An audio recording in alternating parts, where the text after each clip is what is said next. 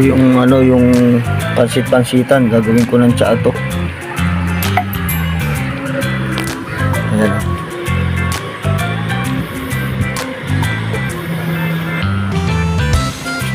Pansit-pansitan ko to guys ha.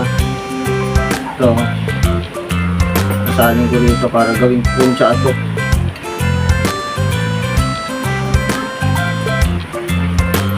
Yun. Po guys.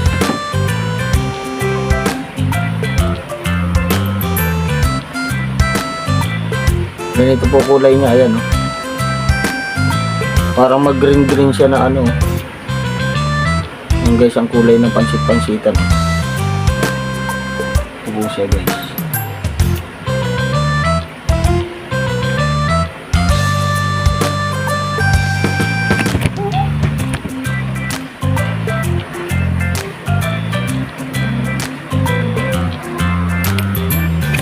Guys, kasi may rayuma po ako sa tuhod eh.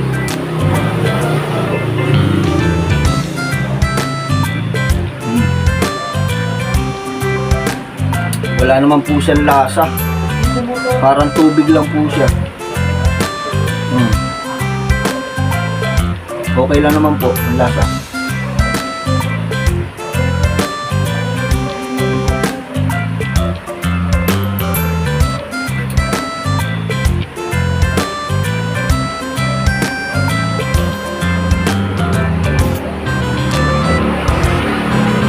Konti na lang guys oh.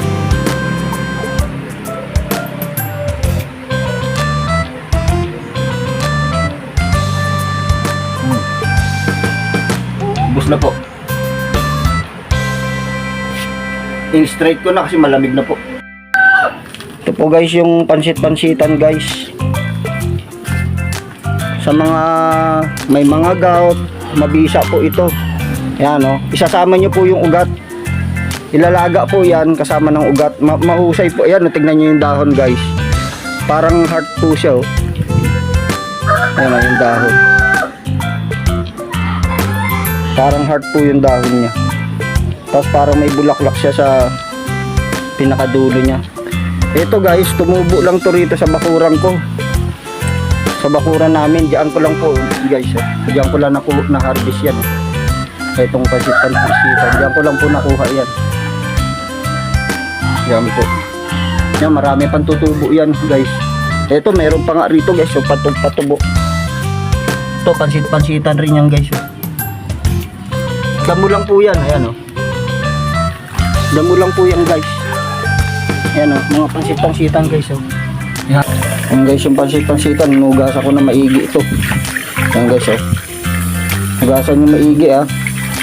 Bago nyo siya ilaga guys. Ayan o.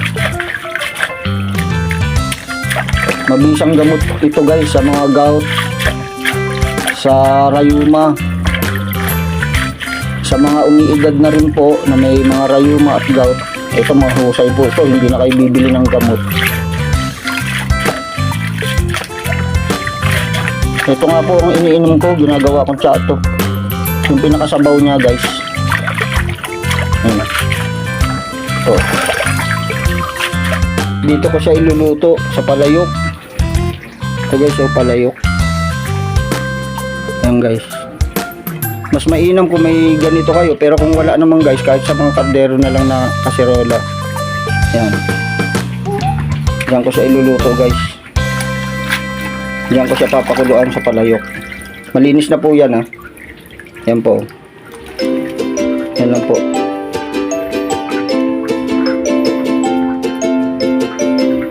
Yan po guys.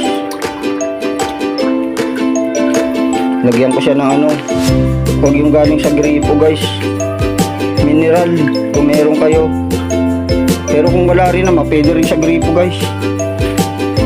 Yun o.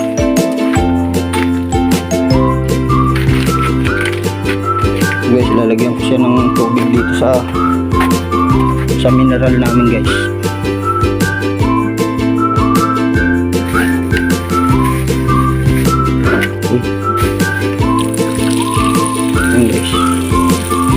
Tansyahin nyo na lang yung tubig nyo guys. Kung kasi gagawin lang naman ninyo parang tsato eh. Siguro sa akin medyo kalahati lang siguro, medyo paangatin ko lang konti. Yan, okay na yan guys. Marami-rami rin kasi nakuha ko na ano, na pansit-pansitan. Ito, sasalang ko to rito. Yan, salang ko to.